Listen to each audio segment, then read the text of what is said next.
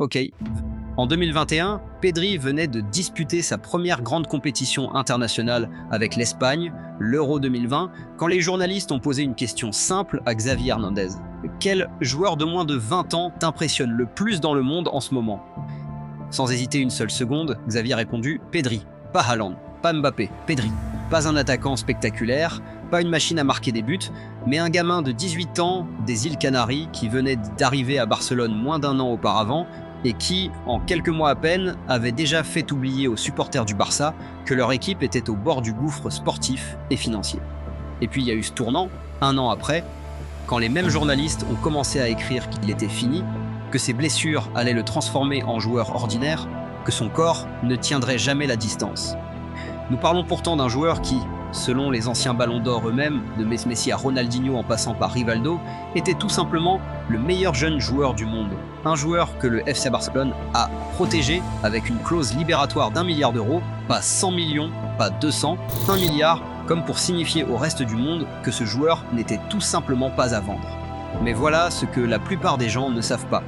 Pedri aurait très bien pu ne jamais porter le maillot blaugrana, ni même celui du Real Madrid d'ailleurs. En février 2018, alors qu'il n'avait que 15 ans, il avait été invité à passer une semaine à l'académie de Valdebebas. Le seul problème, c'est qu'une tempête de neige s'est abattue sur Madrid ces jours-là, rendant les terrains impraticables pour tout le monde, y compris l'équipe première qui se préparait pourtant pour un match de Ligue des Champions contre le PSG.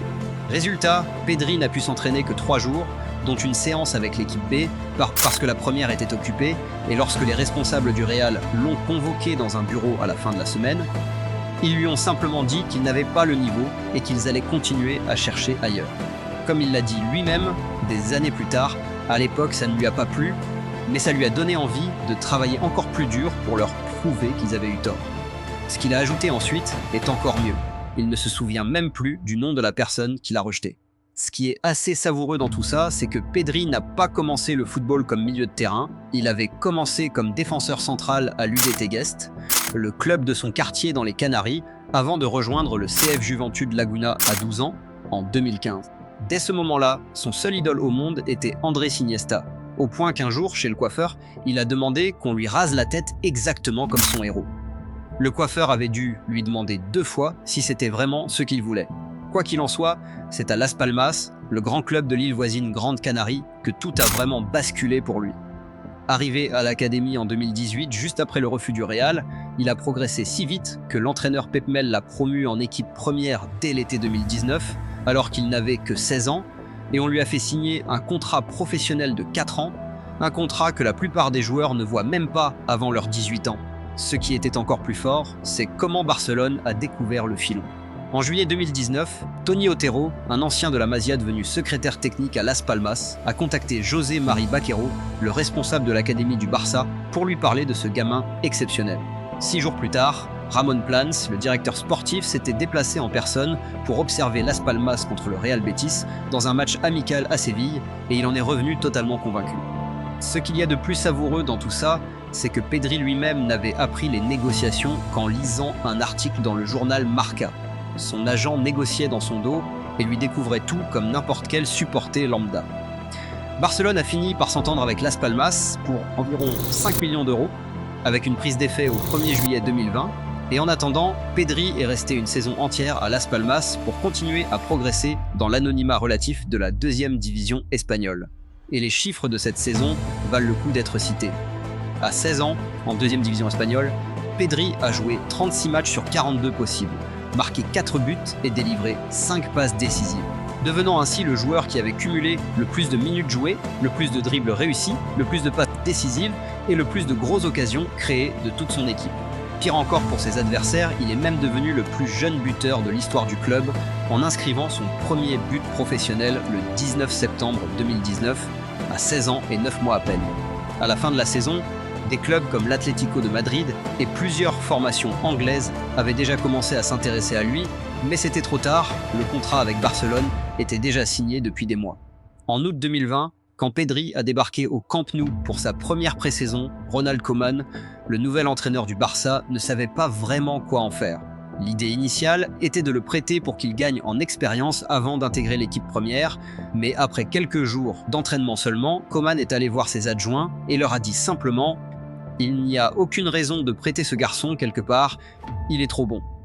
Ce qui est particulièrement drôle dans tout ça, c'est que Pedri avait tout juste 17 ans, n'avait pas encore son permis de conduire, et que les déplacements en voiture pour les matchs posaient un vrai problème logistique. Barcelone n'avait simplement pas prévu de l'intégrer aussi rapidement à l'équipe première et n'avait rien organisé pour lui au quotidien. Alors pendant ses premières semaines au club, Pedri prenait tout simplement un taxi pour se rendre aux matchs et aux entraînements, seul, dans une ville qu'il ne connaissait pas encore, en tant que joueur de l'un des clubs les plus célèbres du monde. Mais ce n'est pas la seule chose qui était imprévisible cette saison-là. Pedri a fait ses débuts officiels le 27 septembre 2020 en entrant en cours de jeu lors d'une victoire 4-0 contre Villarreal et dès le match suivant, il était titulaire. En octobre, il marquait son premier but en Ligue des Champions lors d'une victoire 5-1 contre le Ferencváros et en novembre, son premier but en Liga lors d'un large 5-2 contre le Real Betis. En fin de saison, il était devenu le joueur le plus utilisé de toute l'équipe avec 52 apparitions. Plus que Messi, plus que Griezmann, plus que tout le monde dans l'effectif. Et lorsqu'on lui a demandé ce qui le surprenait le plus dans le fait de jouer avec Lionel Messi, sa réponse avait quelque chose d'assez touchant. Ce n'est pas seulement Messi, tous mes coéquipiers m'impressionnent, mais voir en vrai ce que Messi fait à la télé et sur la PlayStation, c'est quelque chose qui fait encore une impression énorme à chaque entraînement. Jouer à ses côtés, c'est un cadeau que la vie m'a offert. En avril 2021, il remportait la Copa del Rey pour la première fois de sa jeune carrière, avant de partir directement en sélection pour l'Euro 2020, où il allait se retrouver dans le 11 idéal de toute la compétition à 18 ans. Juste avant d'enchaîner immédiatement avec les Jeux Olympiques de Tokyo, où il décrochait une médaille d'argent avec l'Espagne, les Espagnols s'inclinant en finale contre le Brésil. Quand on additionne tout ça, Pedri avait joué 73 matchs au total cette saison, toutes compétitions confondues, soit plus que n'importe quel autre professionnel dans le monde entier. Pas dans sa ligue, pas dans son pays, dans le monde entier. Et pour couronner cette année dingue, il est devenu en novembre 2021 le seul joueur de l'histoire à être simultanément nominé pour le Ballon d'Or, le Golden Boy et le Trophée Copa, remportant les deux derniers avec à ses côtés les votes des 33 anciens Ballons d'Or encore en vie, Messi, Ronaldinho, Rivaldo, Beckenbauer. Même Iniesta, son idole de toujours, avait voté pour lui. Il terminait 24e du Ballon d'Or à 19 ans à peine. Et pendant que tout le monde célébrait, Barcelone lui proposait en octobre 2021 un nouveau contrat jusqu'en 2026 avec une clause libératoire d'1 milliard d'euros. Sauf que voilà, son corps avait déjà commencé à envoyer les premiers signaux d'alarme. Dès le début de la saison 2021-22, après un match contre le Bayern Munich, Pedri avait ressenti une gêne aux ischio-jambiers de la cuisse droite et avait dû s'arrêter. 3 petits matchs ratés au départ, ce n'était rien. Mais 2 semaines plus tard, en se retournant sur le terrain à l'entraînement, il rechutait exactement au même endroit. Et cette fois, c'était beaucoup plus sérieux. Du 30 septembre 2021 au 12 janvier 2022, soit plus de 3 mois d'absence, 20 matchs ratés d'un coup. Retour très timide. Puis rebelote en avril 2022, cuisse cette fois, 8 nouveaux matchs en moins.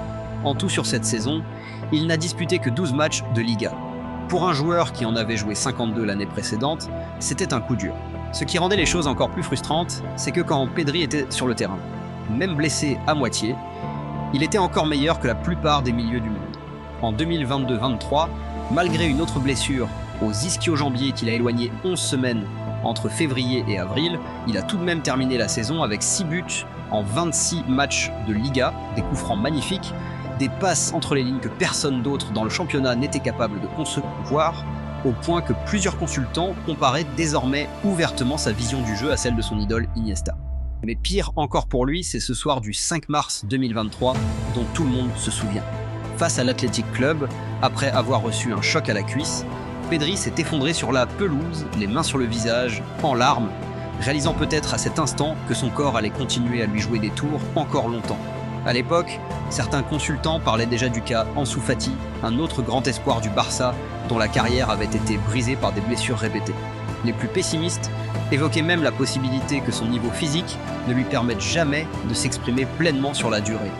En 2023-24, le même scénario s'est reproduit.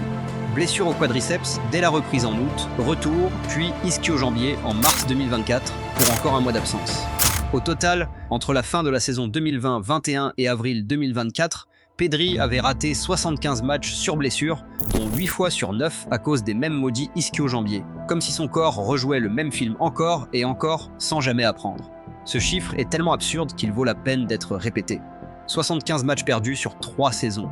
Le staff médical du Barça a alors décidé de tout remettre à plat, avec des examens minutieux de ses caractéristiques musculaires pour concevoir une préparation physique taillée entièrement sur mesure, uniquement pour lui, quelque chose qui n'avait encore jamais été fait pour un joueur de cet âge dans ce club. Et pendant que tout ça se construisait, il y a eu l'Euro 2024. Pedri avait retrouvé un niveau de forme acceptable, il était titulaire dans le 11 de départ de l'Espagne en quart de finale contre l'Allemagne à Stuttgart. Il avait même cadré un tir dès la première minute, ce qui donnait le ton. Mais dès la 8e minute de jeu, Toni Kroos, dans l'un de ses tout derniers gestes professionnels avant sa retraite, lui rentrait dans le genou gauche lors d'un duel. Pedri a essayé de tenir, a continué quelques instants les dents serrées, mais a dû se rendre à l'évidence et laisser sa place à Dani Olmo, le même Dani Olmo qui allait finir par marquer et délivrer une passe décisive lors de ce même match. Entorse du genou de grade 2, fin de tournoi. L'Espagne a continué sa route sans lui, remporté l'Euro 2024, et Pedri a regardé la finale depuis les tribunes, le genou immobilisé. Ce qui est peut-être la chose la plus symbolique dans tout ça, c'est la réaction de Kroos lui-même. Dans son message d'adieu à la retraite sur Instagram, l'Allemand a pris la peine d'écrire un paragraphe entier pour s'excuser auprès de Pedri. « Prompt rétablissement, ce n'était vraiment pas mon intention, tu es un grand joueur. » Pedri lui a répondu dans un message sobre et élégant. « Merci Tony pour ton message, c'est le football et ce sont des choses qui arrivent. Ta carrière et ton palmarès resteront à jamais. » La saison 2024-25 qui a suivi allait tout décider. Le programme physique personnalisé, mis en place par le staff médical, a fonctionné. Pedri a joué 59 des 60 matchs de Barcelone sur toute la saison, le chiffre le plus élevé de toute sa carrière blaugrana, 56 titularisations, plus que n'importe quel autre joueur dans l'équipe de Hansi Flick. Il a terminé l'année avec 6 buts et 8 passes décisives, toutes compétitions confondues, remporté la Liga, la Copa del Rey et la Supercoupe d'Espagne avec le Barça, et surtout, il a été placé dans les discussions sérieuses pour le Ballon d'Or, terminant 11e lors de la cérémonie de 2025, soit son meilleur classement depuis son année 2021. Le Barça était champion d'Espagne pour la première fois depuis 2023, avec Pedri dans le rôle du chef d'orchestre, et Flick déclarait publiquement que son milieu espagnol était devenu l'âme de son système, celui sans qui le jeu de son équipe perdait toute sa fluidité. Quoi qu'il en soit, les ischio-jambiers ont une nouvelle fois frappé. En octobre 2025, juste après avoir disputé 46 matchs consécutifs avec le Barça et la sélection espagnole, Pedri ressent une nouvelle gêne musculaire après le Clasico et est contraint de s'arrêter plusieurs semaines, rattrapé une nouvelle fois par le même problème cyclique.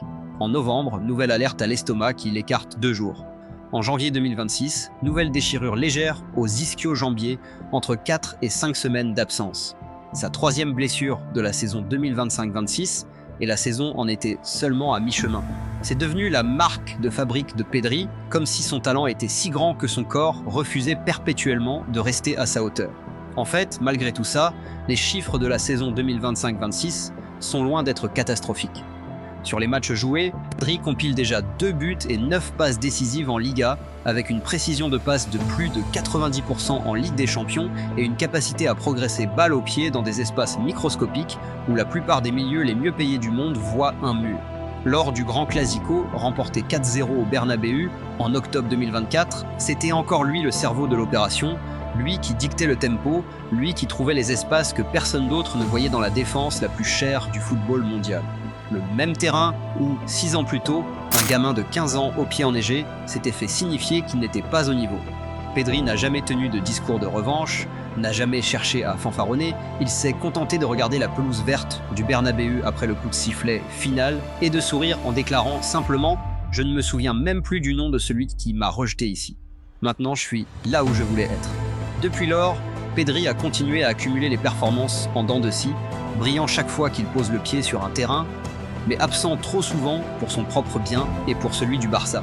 Lors de la Ligue des Nations, au printemps 2025, l'Espagne a atteint la finale mais s'est inclinée au tir au but contre le Portugal, Pedri étant présent mais incapable, cette fois, d'inverser seul la tendance d'une rencontre qui se jouait sur le détail. En septembre 2025, Luis de la Fuente même a décidé d'expérimenter en le repositionnant comme milieu gauche avec la sélection, et le résultat avait été encore plus intéressant que prévu, avec une liberté accrue pour se projeter vers l'avant et créer des situations dangereuses. Ce repositionnement commençait à confirmer une chose que beaucoup de ceux qui le regardent de près disent depuis un moment. À 23 ans, avec les programmes de renforcement musculaire qui semblent enfin porter leurs fruits, et avec une maturité tactique que certains milieux n'atteignent pas avant la trentaine, Pedri est peut-être en train d'arriver au début de sa vraie période de domination, celle que les blessures ont retardée, mais qu'elles n'ont, jusqu'à présent, pas réussi à effacer. Comme l'a dit son coéquipier Frenkie de Jong, qui l'a côtoyé pendant plusieurs saisons, dans un espace de 2 mètres carrés, il n'y a personne sur cette planète qui fait ce que fait Pedri. Et le plus fou dans tout ça, c'est qu'il n'a que 23 ans. En tenant compte du fait qu'il a raté l'équivalent de 2 saisons entières sur blessure depuis ses débuts, les statistiques qu'il affiche déjà sont d'autant plus remarquables, et le chiffre de 300 apparitions en carrière pour le club et la sélection qu'il s'apprête à atteindre au cours de cette saison 2025-26 en dit long sur sa capacité à revenir, encore et encore, malgré des ischio-jambiers qui semblent avoir décidé de s'opposer à lui une fois pour toutes. Pendant que tout le monde continue d'écrire des articles sur les milieux à 100 millions, sur les gros transferts et les joueurs sans blessure qui accumulent les saisons complètes, Pedri, lui, revient de l'infirmerie, prend le ballon dans les pieds et remet des milieux supposément supérieurs dans leur poche en 90 minutes.